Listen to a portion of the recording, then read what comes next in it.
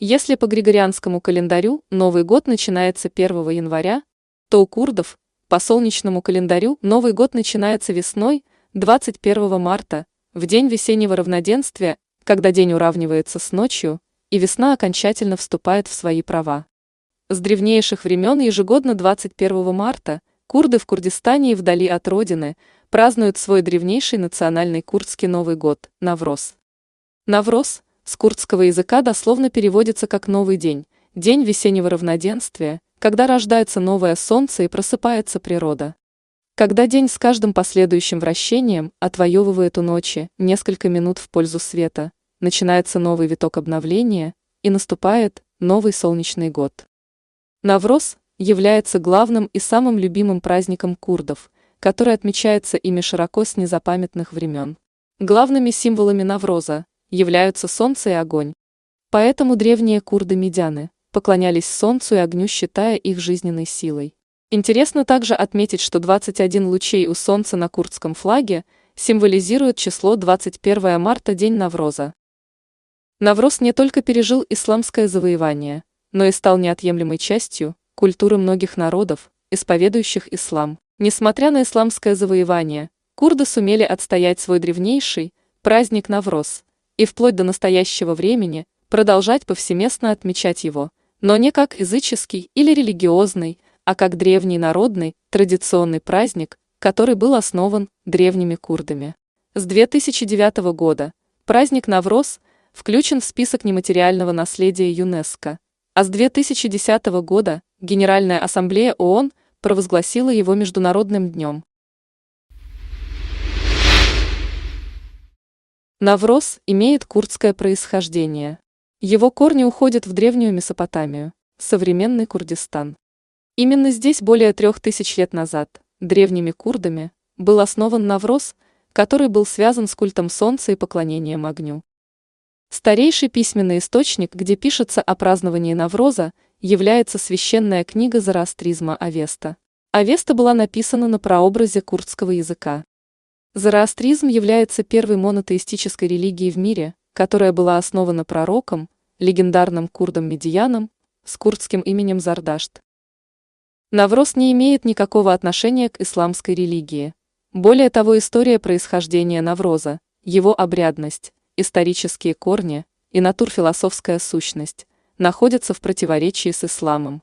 Поэтому Навроз не отмечается в арабских странах. В Сирии он до сих пор запрещен официально. В турецком Курдистане сняли запрет на его празднование лишь в 1991 году. Причем недавняя турецкая попытка запретить праздник привела к массовым уличным беспорядкам. После многочисленных курдских протестов Навроз снова вступил в силу. По древнему обычаю накануне праздника, до восхода солнца, необходимо завершить все подготовительные хлопоты, такие как приготовление праздничных блюд, уборку жилья улиц, постирать одежду и рассчитаться с долгами.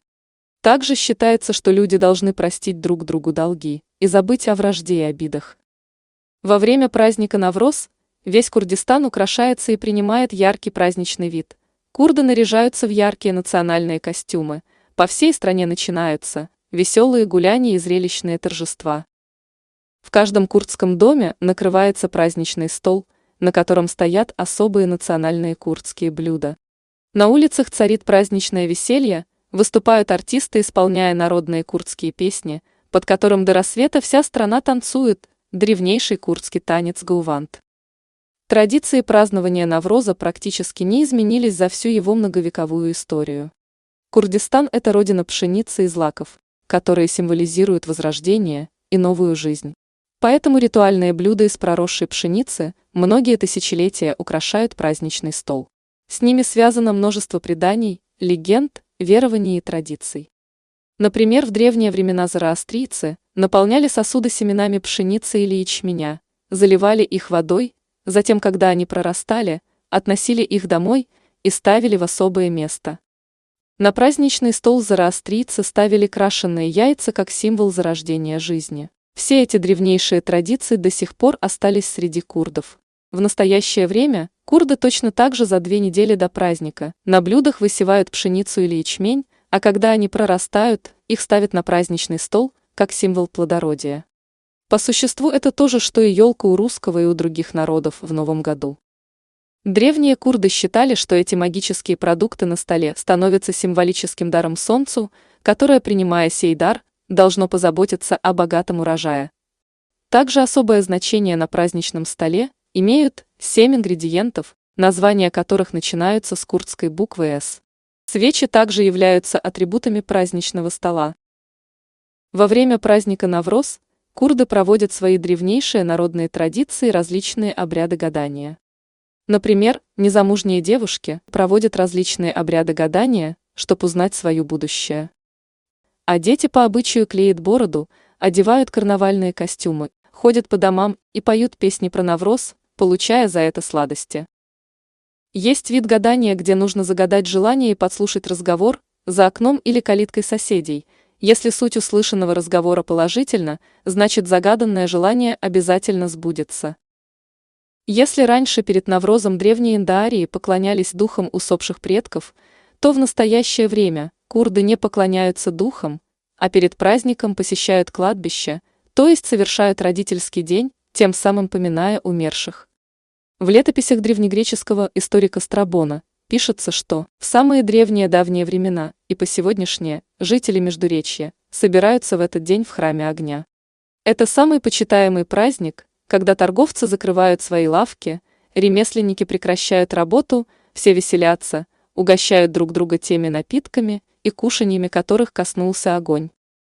В древности в зороастризме этот праздник был посвящен непосредственно огню, который курды-медяны считали жизненной силой и поклонялись ему. Сегодня курды не поклоняются огню, а после захода солнца разжигают символический огонь Навроза и исполняют вокруг него национальный танец гаувант.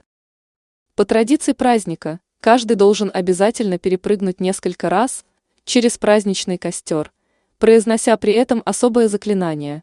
Считается, что болезни и порчи останутся в этом огне. И, наконец, самая важная традиция является факельное шествие, которое сопровождается звуками национальных музыкальных инструментов. История этой традиции у курдского народа связана с днем своего национального освобождения от жестокого короля Ажида-Хака, который был убит курдским полководцем Каваха-Сынкаром. 21 марта Каваха-Сынкар, убив жестокого короля, забирается на крышу замка, зажигает огромный факел, объявляет свободу Курдистану и курдскому народу. Люди в горах, увидев огонь, атаковали замок, одержав победу над приспешниками царя, тем самым освободив курдский народ и Курдистан от жестоких оккупантов. С того дня огонь становится священным символом свободы и победы. С тех пор ежегодно 21 марта, в день Нового года Навроз, курды поднимаются в горы, зажигают факелы и костры, как напоминание о Каваха-Сынкаре. Дорогие друзья, ставим лайки, подписываемся на канал и не забудьте нажать на колокольчик, чтобы не пропустить следующее видео.